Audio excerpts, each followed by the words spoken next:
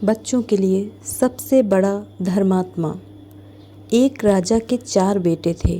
राजा अब बूढ़े हो चले थे और उन्हें यह चिंता लगी थी कि वे किस बेटे को गद्दी पर बिठाएं। उन्होंने अपने काबिल एवं प्रिय मंत्री से इस विषय पर सलाह मांगी। कुछ चर्चा करने के बाद यह निर्णय लिया गया कि क्यों न उन चारों की योग्यता को परखा जाए और जो भी कसौटी पर सही उतरे उसे गद्दी पर बिठाया जाए।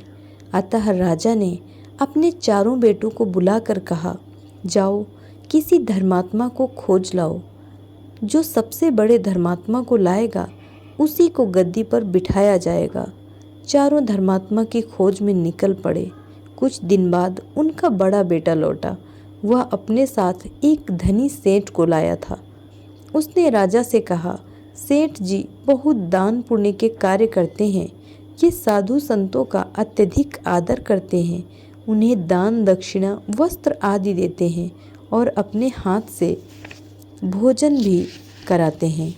इन्होंने गांव में कई मंदिर बनवाए हैं और कुएं तालाब भी खुदवाए हैं।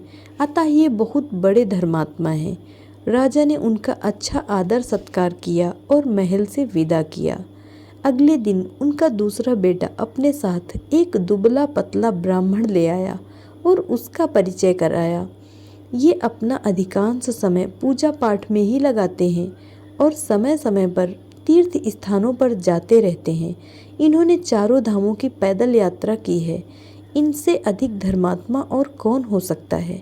राजा ने उन्हें प्रणाम किया और दक्षिणा देकर उन्हें भी विदा किया। तीसरा बेटा एक साधु को अपने साथ लाया। उन्हें उसने बड़े आदर के साथ एक आसन पर बिठाया और राजा से बोला, ये एक तपस्वी हैं। इन्होंने कई वर्षों तक कठिन तपस्या की है और अपना अधिक समय ईश्वर पूजा में ही लगाते हैं। सप्ताह में 4 दिन उपवास करते हैं और भिक्षा में जो कुछ मिल जाता है उसे ही खाते हैं। इनका जीवन वास्तव में एक धर्मात्मा का जीवन है।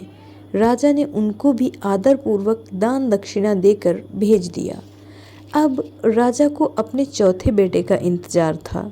2 दिन बाद वह अपने साथ साधारण कपड़े पहने हुए एक देहाती को ले आया और उसके विषय में बताते हुए उसने कहा, ये एक कुत्ते के घाव धो रहे थे, जिसे देखकर मैं प्रभावित हुआ और मुझे इनके विषय में और जानने की उत्सुकता हुई।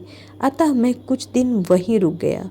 मैंने देखा कि ये सब पीड़ितों की यथासंभव बड़े प्यार से सेवा करते हैं, भूखों को भोजन देते हैं, वस्त्रहीनों का तन ढकते हैं, बीमारों की दवा दारू करते हैं, कोढ़ियों तथा घायलों की मरहम पट्टी करते हैं। मैं इन्हें नहीं जानता, आप ही इनसे पूछ लीजिए कि ये धर्मात्मा है कि नहीं। राजा ने देहाती से पूछा, क्या तुम धर्म कर्म करते हो? देहाती बोला, मैं तो अनपढ़ व्यक्ति हूँ, धर्म कर्म क्या होता है मैं नहीं जानता। मैं तो बस कोई बीमार होता है तो उसकी सेवा शुश्रूषा कर देता हूँ, कोई भूखा होता है तो अन्न दे देता हूँ, और यह सब मैं इंसान होने के नाते अपना कर्तव्य समझ कर करता हूँ। जो कुछ मेरे पास है ईश्वर का दिया हुआ है और उसे ही मैं उसके बंदों में बांट देता हूँ।